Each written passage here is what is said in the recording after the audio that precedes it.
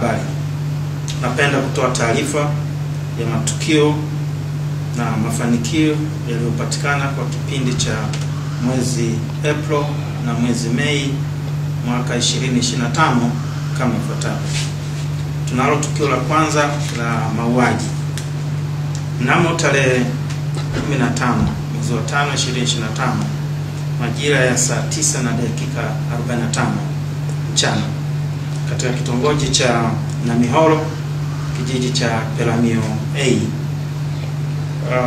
wilaya Songea, mkoa wa Ruvuma, binti aliyetambulika kwa jina la Shukurani Ajiliwa, kwa jina la umaarufu anaitwa Kidwangise. Huyu ana miaka 19, kabila yake ni Mhehe, dini yake ni Kristo, na alikuwa anafanya kazi za ndani. Alikutwa akiwa ameuawa. Marehemu aliuawa kwa kukabwa shingo na kisha kuchinjwa na kitu chenye ncha kali kwenye shingo na kutobolewa tumbo. Jeshi la polisi lilifanya upelelezi mkali na leo limemkamata mtuhumiwa Eric Turuka, jina la maarufu anaitwa Kenneth.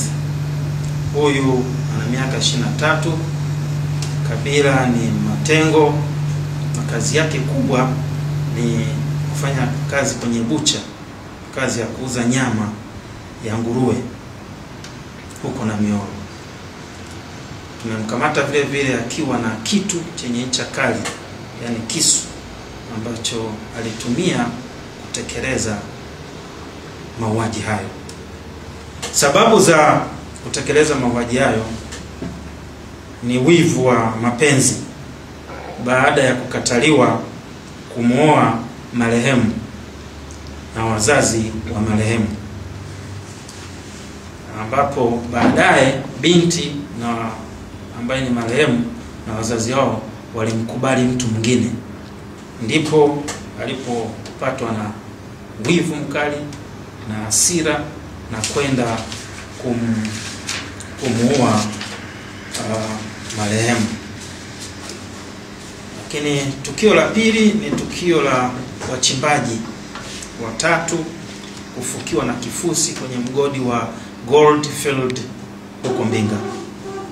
Mnamo tarehe 8 mwezi wa 5 2025 majira ya saa 6:30 usiku katika mgodi wa Goldfield Company uliopo kijiji cha Lukarasi, wilaya ya Mbinga, mkoa wa Ruvuma, kulitokea tukio la maji kuingia kwenye mgodi na hivyo kusababisha mgodi kujaa maji na hivyo kutitia na kifusi kuziba kwenye mgodi huo. Kufuatia hali hiyo, wachimbaji watatu waliokuwa ndani ya mgodi usiku huo walifukiwa na kifusi hicho na hivyo kupoteza maisha.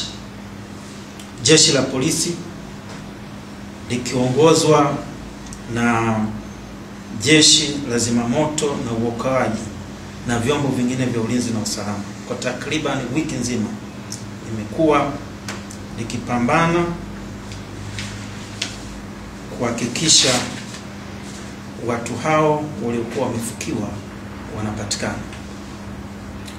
Hivyo basi, jana